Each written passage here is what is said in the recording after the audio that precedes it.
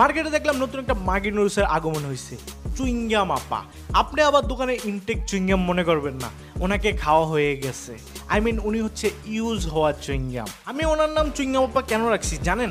ওনার বডিটা দেখেন, চুইংগাম খাওয়ার পর যেরকম দেখায় ঠিক সেরকম। আর উনি ওনার চুইংগামগুলোও দেখায় হাঁটে, তাই চুইংগাম আপা আমি রাখছি। আমি কিন্তু এই চুইংগাম আপাকে আগে জানতাম না।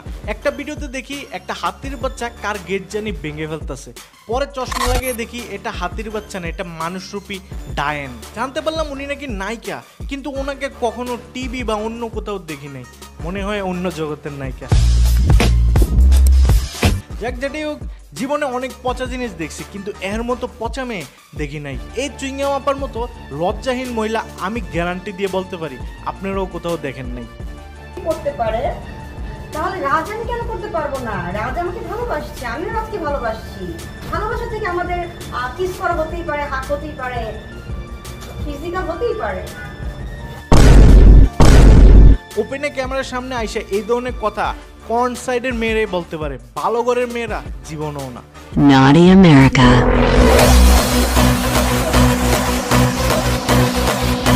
মুখের মধ্যে 1 কেজি ময়দা মাইখা চুলের ম্যাগি নুডলস বানায়া আর ওনার চুইংগামগুলো দেখায়া এই আপা মনে করতেছে উনি হচ্ছে বিশ্ব সুন্দরী, কিন্তু বাস্তবটা হচ্ছে উনি হচ্ছে সুন্দরী না, উনি হচ্ছে একটা বান্দরী।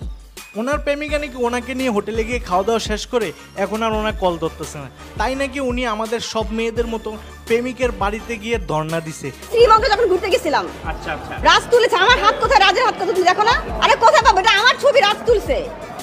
আমাদের দেশের একটা কালচার হয়ে গেছে, প্রেম করে হোটেলে গিয়ে খাওয়া দাওয়ার পর ছেলে আর কল ধরবে না, আর মেয়ে ছেলের বাড়িতে গিয়ে ধর্ণা দেবে আর নিজেরা ইনোসেন্ট দাবি করবে, মানে তার কোনো দোষই নাই, সব দোষ হচ্ছে ছেলের। রাজের ইচ্ছায় আমি সবসময় রাজকে হারাতে চাইতাম না, আমি সবসময় চাইছি রাজ যেন আমার কাছে থাকে। রাজের প্রত্যেকটা কথা আমি শুনেছি, আমি প্রত্যেকটা কথা শোনা মানে ভালোবাসা, মানে বিশ্বাস করা, মানে এই না যে তার ফ্যামিলি সবকিছু জেনে শুনে আমার সাথে প্রতারণা করবে।